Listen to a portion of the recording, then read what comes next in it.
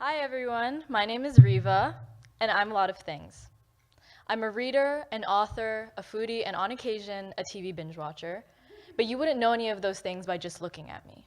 When you look at me, you only see who I am, the identities that I wear every day, the ones that I can't hide. I'm South Asian, I'm a woman, and I'm a teenager. I've never felt like I've had to hide these identities, but that's not true for everyone.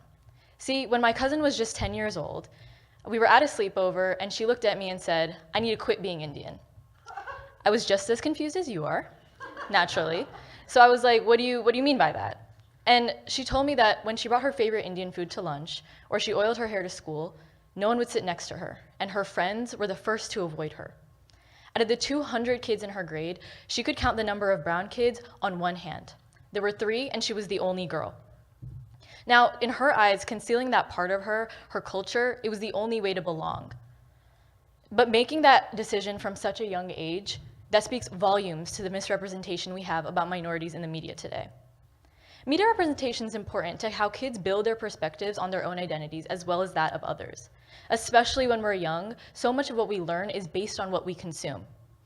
When that representation is misaccurate or non-existent or even offensive, we're confronted by other people's assumptions of us based on that misrepresentation. To give you a personal story, when I was in high school, I gave a talk on DEI to my school board of education. You would imagine my surprise when the superintendent introduced me as Ravi instead of Riva. Yes, you're thinking of the stereotypical Indian kid on the Disney show Jessie. It could have easily been a slip-up, except for the fact that he called me it twice, even after I corrected him, but it's slip-ups like those that make minorities feel so often otherized and like we don't belong in certain spaces. If children don't see the possibility that they are accepted in spaces like that, they might rely on the assumption that they never will be. The poor representation of minorities starts with children and it follows them throughout their life.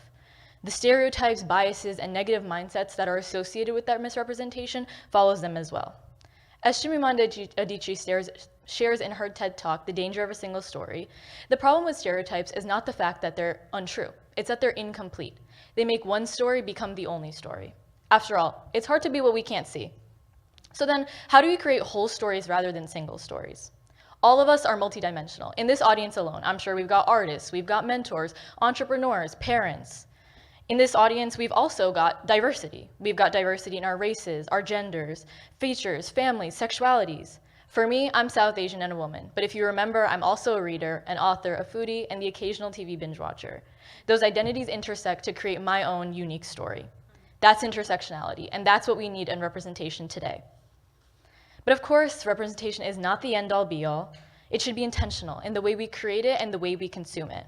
At the smallest scope, it has the power to spread awareness and raise the self-esteem and social sensitivity of children. At the widest, we as a society can learn to reject the poor representation that is fed to us, that dehumanizes minorities on a global level, rebuild empathy for one another, and break the cycle by fostering a generation that doesn't limit itself to a single story.